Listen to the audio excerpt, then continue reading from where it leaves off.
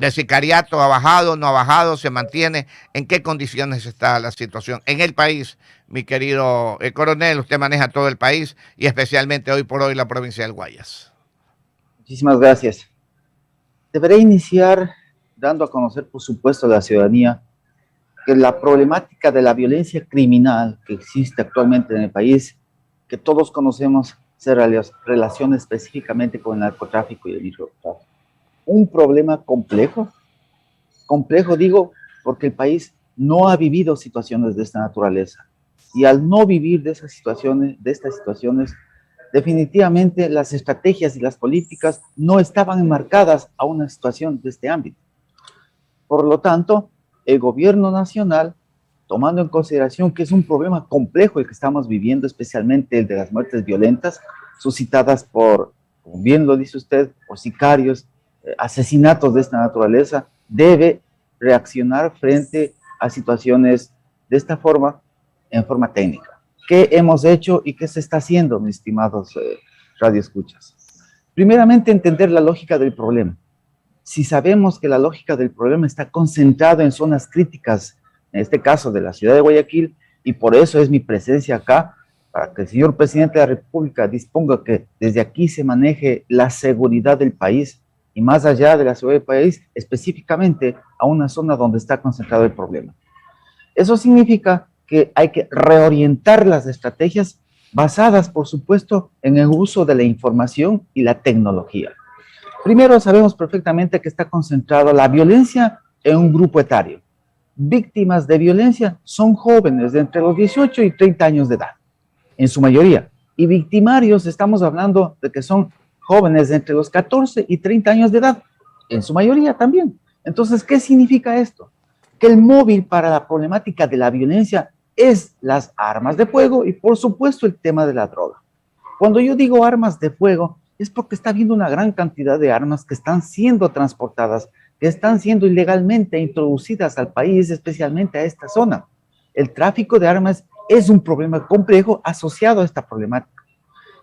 El otro problema complejo asociado a la problemática es que existan, que estos jóvenes, recuerden, son jóvenes que en un momento dado vulnerables, que fueron captados por estas organizaciones delictivas a nivel interno, que les brindan servicios a los cárteles de la droga, y que estos a su vez lo que hacen es transportar la droga desde Colombia acá al interior para pasarlo a través de los puertos u otros lugares para contaminar contenedores y por supuesto trasladar a otros países, y que también son pagados con droga en su gran mayoría. Eso significa que esa droga se queda en el país. Y para que ellos tengan su capital, su economía ilegal, por supuesto, lo que hace es que vendan droga, suministren droga a nuestros jóvenes. Es ahí, en primera instancia, en lo que hay que trabajar. Voy a hablar solamente de la violencia criminal. No me voy a referir por el momento al tema de la violencia interpersonal y al tema de los delitos comunes que normalmente existen, que también son parte del problema. Entonces, esta violencia criminal hay que atacarla desde tres campos de acción fundamentales. El primero, que tiene que ver con prevención. ¿Y por qué yo digo prevención?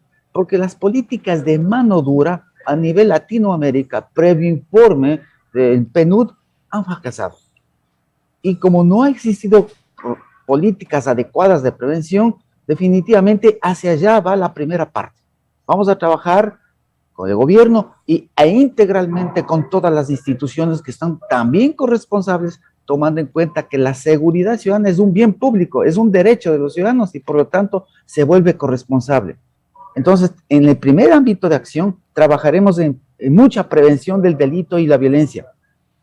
En el segundo ámbito de acción, vamos a trabajar, y estamos trabajando, por supuesto, porque es la parte coyuntural, ¿no?, de la disuasión y el control. Pero que se entienda bien lo siguiente, mi estimado Vicente. Cuando hablamos de disuasión, significa que se involucran los estamentos de Estado de seguridad a trabajar coordinadamente. Antes había coordinaciones, pero por situaciones normativas no se permitía juntar las dos misiones de Fuerzas Armadas y de Policía Nacional.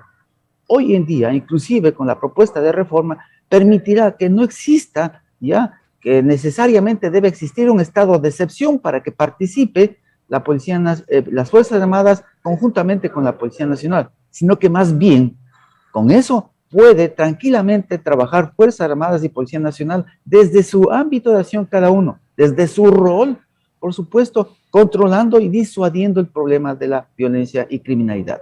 Ejemplo, si hay problemas de uso de armas aquí, que hay tráfico de armas y que la competencia es de Fuerzas Armadas, deberá y se está fortaleciendo el tema de la inteligencia militar, que fue debilitada, por supuesto, y que de alguna u otra manera nos apoyará dentro de su ámbito de competencia a saber por dónde, cómo, dónde, cuándo y dónde, cómo llegan acá las armas y cómo se distribuyen.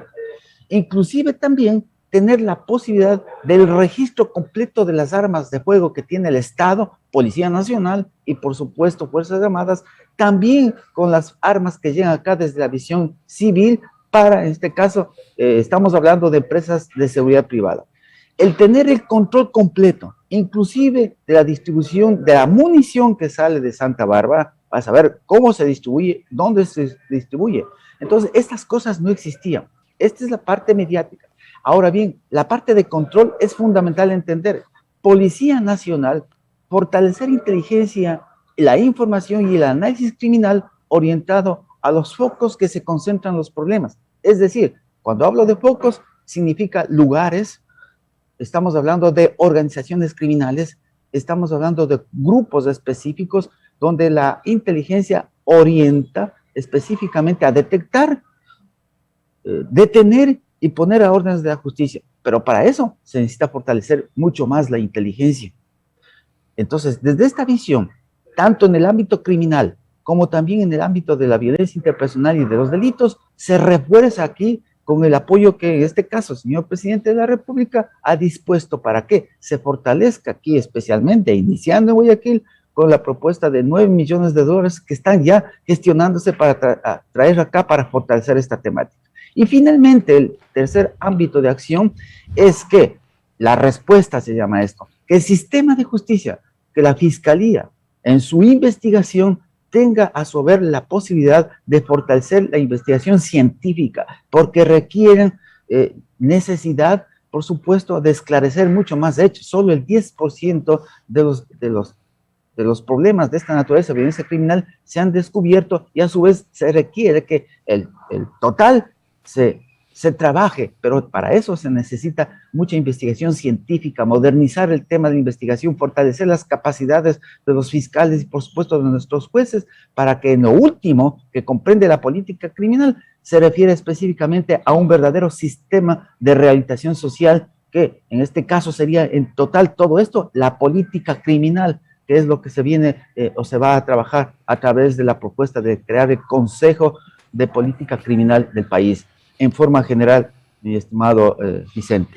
Mi querido coronel, lo he escuchado atentamente y concretamente, el coronel Max Campos Gallegos, viceministro de Gobierno. Es una gran verdad, pero aquí existen dos cosas dentro de la praxis, ¿no es cierto? La primera, ¿hasta cuándo va a durar esta operación?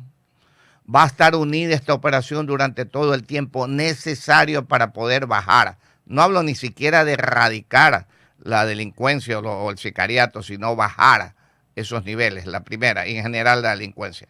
¿Hasta cuándo?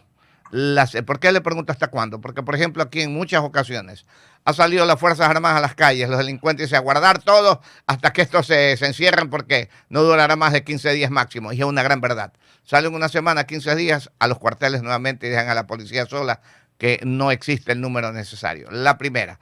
El segundo problema gravísimo, con todo este concepto que usted ha trabajado en 4 ejes fundamentales, ¿hasta dónde podría intervenir el narcotráfico contaminando a la gente y que estos 4 ejes fracasen, mi querido coronel? 17 para las 8. Gracias. Iniciaré indicando hasta cuándo. Esto no tiene un hasta cuándo, mi estimado Vicente. Esto es una política permanente. Es una política con el fin único, que usted ya lo manifestó, de reducir la problemática de la violencia criminal, la violencia interpersonal y los delitos. Es necesario que la política, primero, se comparta y se coordine, Recuerden que uno de los grandes problemas que hemos tenido aquí en el país es de la coordinación entre los diferentes gobiernos autónomos descentralizados y por supuesto el gobierno central. ¿Por qué razón? Porque lo estamos viendo la seguridad como un tema de política. Me refiero a que se vuelva político el tema de la seguridad. Esto es un tema de derechos, es un tema de bien público y por lo tanto esto se vuelve corresponsabilidades. Está en la Constitución y en la ley. Si ustedes revisan desde la visión personal de comunidad, el artículo 83 de la Constitución habla claramente que el ciudadano tiene el deber y la obligación, entre otras cosas, de colaborar en el mantenimiento de la paz y la seguridad. Y para eso está el Estado, para enseñarle cómo colaborar. Por otro lado, hablemos de los gobiernos autónomos descentralizados. En el COTAD, a los alcaldes le dice claramente en el artículo 54, literal N, crear el consejo en coordinación con la Policía Nacional, con otros organismos de seguridad, más la ciudadanía en general, para el desarrollo de política pública local, planes, programas, evaluación de los mismos en temas de prevención, protección, seguridad y convivencia ciudadana. Si dice claramente que debe coordinar, pero también a las fuerzas del orden, como la fuerza pública le menciona a la Constitución, que debe coordinar con los diferentes gobiernos autónomos descentralizados.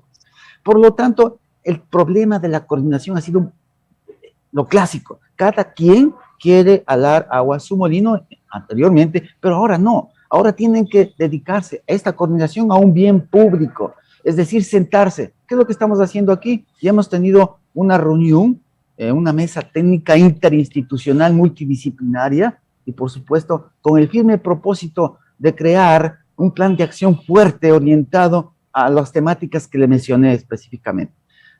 Cuando yo hablo de coordinar, significa el ejemplo, que el Ministerio de Salud, siendo el rector de la salud y tomando en cuenta que el tema de drogas es un problema de salud pública, pero que tras de esta problemática del consumo de drogas tiene que ver paralelamente y colateralmente la problemática del narcotráfico, del microtráfico, y tras de esto se produce violencia y criminalidad, por supuesto se vuelve integral.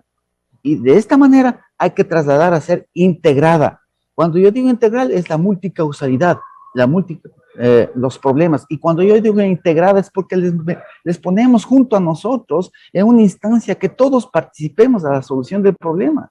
Porque mire, aquí inclusive, y qué interesante, porque Guayaquil es resiliente definitivamente. Guayaquil, la gente conoce sus problemas y también apoya a dar las soluciones.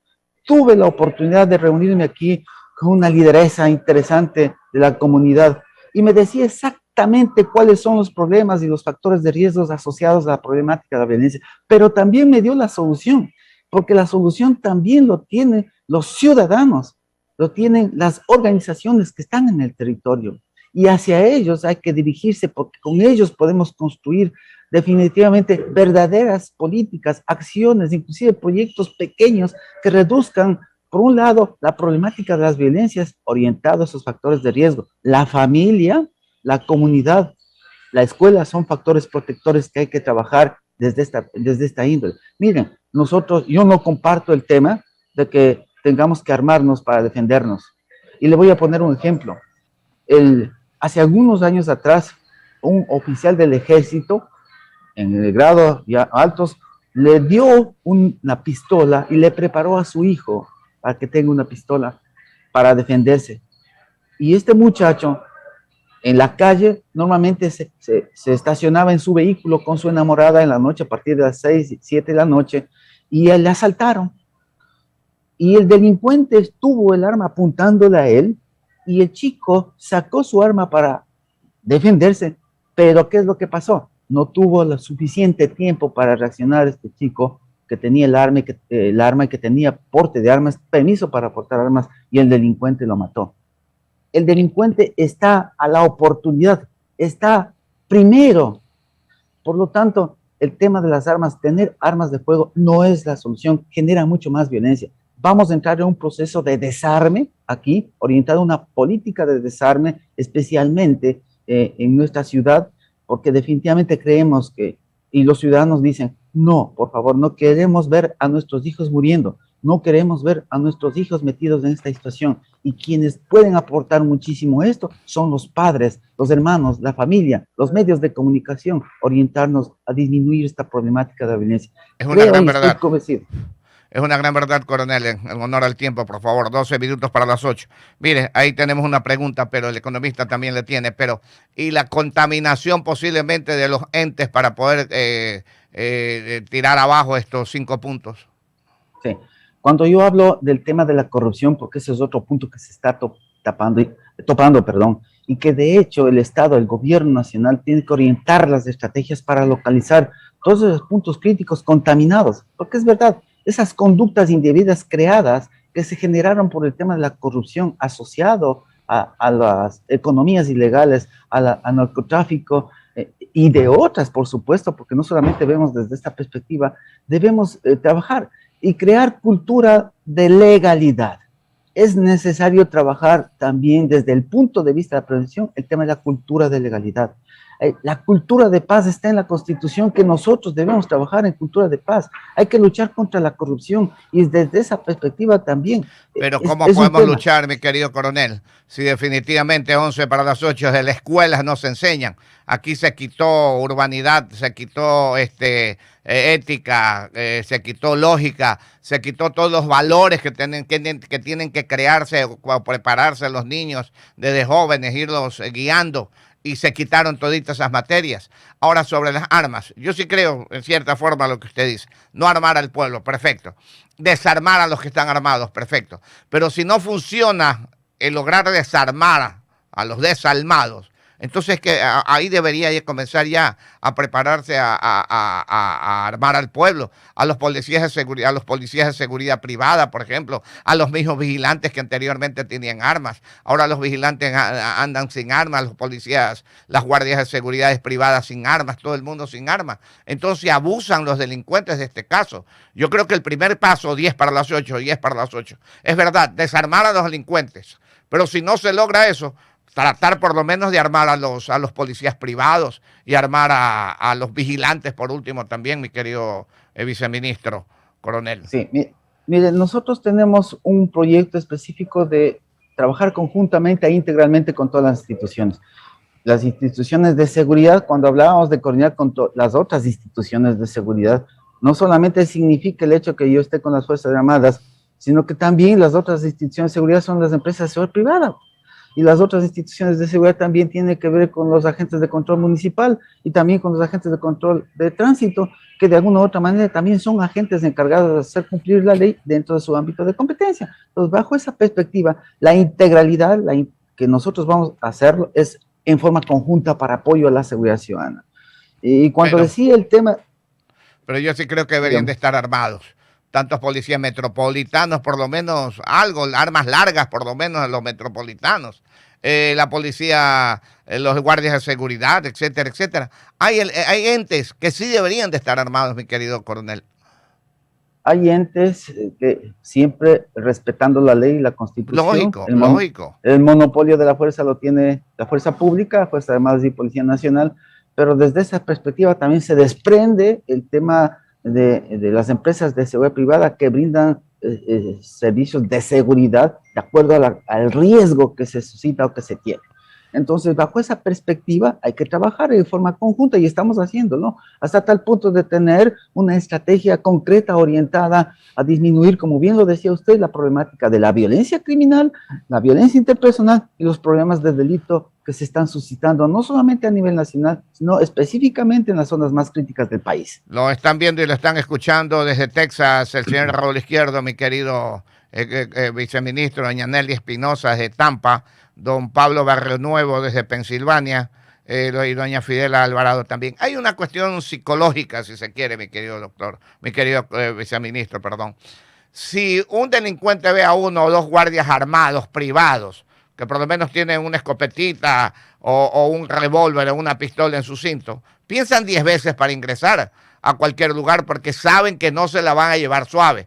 O matan ellos o lo matan a ellos, una de dos. Pero ahora que tienen toda la tranquilidad de que donde vayan todo el mundo está desarmado, hacen lo que les da la gana, pues mi querido viceministro. Por eso es que nosotros debemos entender la lógica de lo que usted menciona, el problema en sí, el riesgo en sí. Hay que medir vulnerabilidades en base de riesgos. Desde esa perspectiva se orienta dónde es que deben tener los guardias de seguridad privada, por supuesto, la presencia y el porte de armas. Recuerde, porte de armas solo pueden tener específicamente estas instituciones después de un proceso integral que lo hace las Fuerzas Armadas. Entonces, bajo esa perspectiva, sí, es necesario coordinar esta temática, es necesario entender dónde está el riesgo y en ese riesgo, por supuesto, tener la posibilidad de que las empresas de seguridad privada puedan tener el porte y el uso de armas específicamente. Pero eso es un tema que lo estamos trabajando porque recuerden que la problemática es compleja. Y porque es compleja, nosotros orientamos estrategias pidiendo apoyo, por favor, no, el apoyo lo hacemos a otros países que ya han pasado por esto. Colombia ya pasó por esto, tiene una experiencia interesante en la disminución de la violencia criminal en las ciudades como Bogotá y Medellín, que utilizó estrategias que es la que nosotros estamos pidiendo apoyo porque nosotros no somos quienes tenemos la razón en cuanto se refiere a esta situación actual del país. Necesitamos apoyo y tenemos que trabajar conjuntamente. Si no tenemos apoyo y creemos que uno solo puede obtener la solución. Coronel, mire, doña Fidela Alvarado también le envía saludos. El economista Osvaldo Calderón, cuando faltan 6 minutos para las 8 de la mañana, le tiene preguntas, coronel. El economista, 6 para las 8. Gracias, licenciado. Saludos cordiales, coronel Campos, viceministro de Gobierno. Usted apuntó en esta última respuesta la posibilidad de auxilio y ayuda a países vecinos que han vivido esta circunstancia difícil y dolorosa en cuanto a los niveles de delincuencia y de agresividad de la delincuencia, organizada o no organizada. Pregunto, ¿hay mucha migración de los grupos delictivos desde Colombia hasta Perú y desde Colombia y Perú a nuestro país, viceministro? Gracias. Miren, les voy a manifestar un fenómeno. El fenómeno actual que tenemos es el tema de la pandemia. Recordarán, nosotros vivimos un fenómeno que trajo a nivel mundial una serie de situaciones de orden social, económico y político, que inclusive generó una ola, antes de esto recordarán una ola de migración que todos conocemos y que de alguna u otra manera ingresó al país. Miren, la Policía Nacional no tenía el control del tema migratorio que a través del Ministerio de Gobierno se lo tenía, pero porque a través del Ministerio de Gobierno esa información es importantísima para la Policía Nacional, conocer especialmente quién entra y quién no entra, ¿no?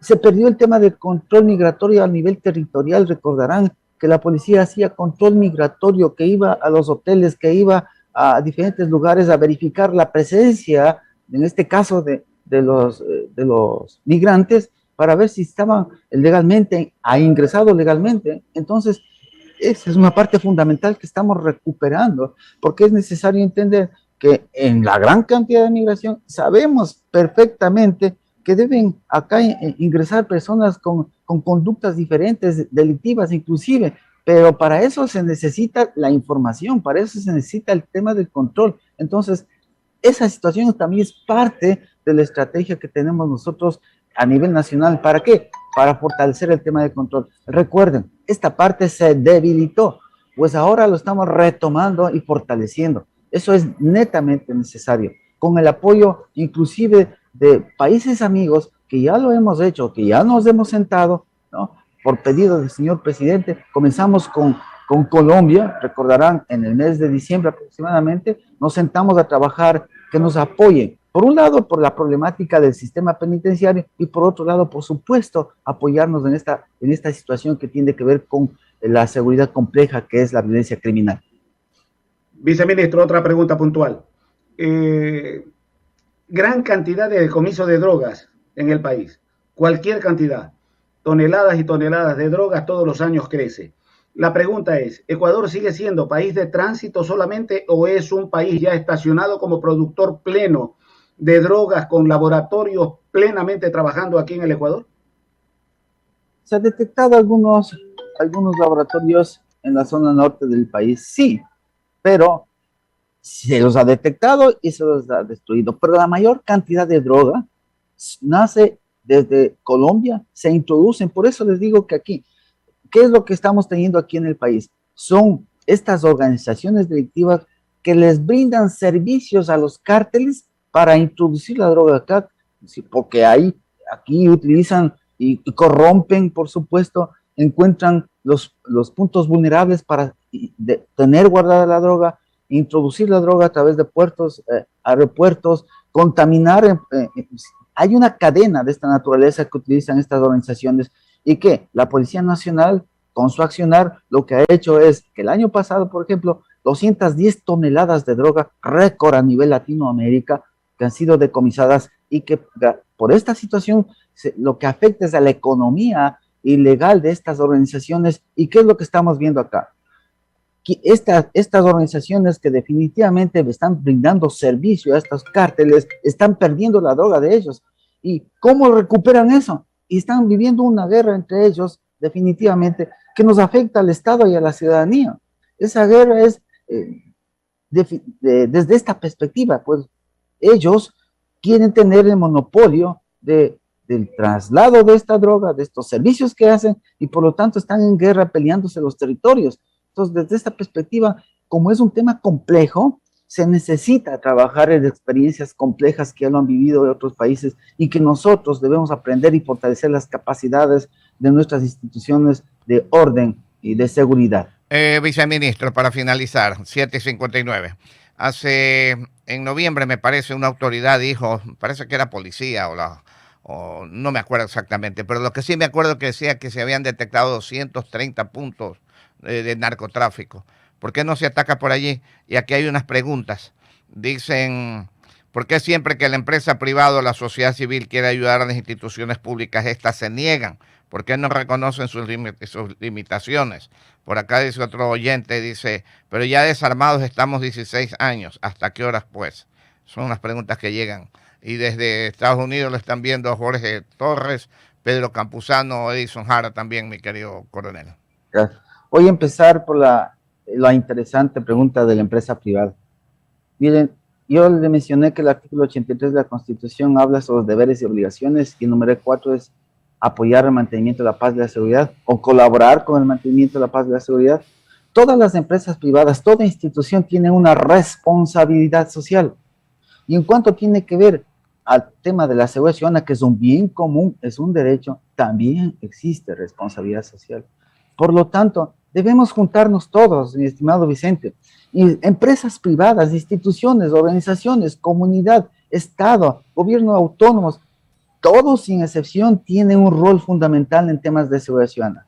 ¿Y qué mejor aún? Sí, nosotros estamos restados de capacidad operativa porque nos falta todo lo necesario que otros deberían tener, que lo tienen. Miren, la delincuencia utiliza tecnología porque tiene el capital, tiene el dinero para adquirirlo. El Estado, actualmente estamos viviendo una recesión tan compleja que todos sabemos, y se necesita darle apoyo a la Policía Nacional y a otras instituciones que tienen el tema de la seguridad, el monopolio de la seguridad especialmente, con el firme propósito de también de darles tecnología, darles oportunidades y fortalecer sus capacidades. Pero si nosotros no tenemos eso, podemos apoyarnos. Miren, ¿cómo poder apoyar? Es importante que la ciudadanía nos apoye, pero apoyar al tema de la prevención, que es fundamental.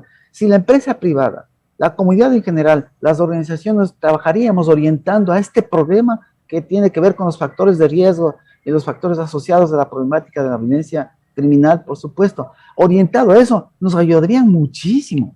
Siempre ha sido bueno. Miren, yo le agradezco muchísimo porque muchos gobiernos locales les han apoyado a la Policía Nacional con herramientas como patrulleros, motos, etcétera. Pero no solamente es el hecho de darles los patrulleros, las motos para que den respuesta y ver si es que ha bajado el delito y la violencia, no. Pues los gobiernos autónomos descentralizados tienen una gran capacidad y liderazgo para tratar temas de prevención del delito y la violencia. Hacia allá debemos orientar también las estrategias. Se necesita mucho apoyo, se necesita mucha colaboración, se necesita hacer conciencia que todos juntos podemos hacer las cosas, y de lo que se venga tenemos que enfrentarlo juntos. Ok, coronel, le agradecemos mucho, señor viceministro, habernos atendido esta mañana, y lo esperamos en otro momento para tratar el asunto y ver si de aquí a unos cuantos meses ha bajado mucho el nivel delincuencial, coronel. Muchísimas gracias. Oiga, pero antes de que se despida, rapidito, 8:03, constitucionalmente, ¿usted cree que habría que cambiar la constitución de Montecristi en muchas partes y específicamente en esta cuestión de seguridad? Se presenta una propuesta de ley, todos sabemos que lo que necesitamos es que se nivele la situación. Yo lo veo desde esta perspectiva, nivelar, es decir, que el principio fundamental de coordinación no necesite que tenga que existir un estado de excepción frente a un problema, sino que se coordine directamente y transversalmente con todas las instituciones para solucionar problemas de esta naturaleza. Okay, y si nosotros tenemos una política criminal adecuada, creo que definitivamente estamos en el norte que debemos. Ok, mi querido viceministro, al coronel Max Campo, el coronel Max Campo Gallegos, viceministro de Gobierno. Ahora sí dejamos con las últimas palabras, mi querido coronel. Muchísimas gracias, Vicente. Solamente pedirle a la ciudadanía que tenga fe, que tenga esperanza, porque si trabajamos juntos, sabemos perfectamente que Guayaquil es una ciudad resiliente y tiene la capacidad suficiente para salir de sus problemas. Y aquí estamos todos para trabajar juntos y convertirle a Guayaquil en la ciudad que todos queremos. Muchas gracias. Y con dignidad. Muchas gracias, viceministro. Tomamos la palabra, ahí vamos. En lo que podamos ayudar, ahí estamos, mi querido coronel. Muchas gracias por habernos atendido.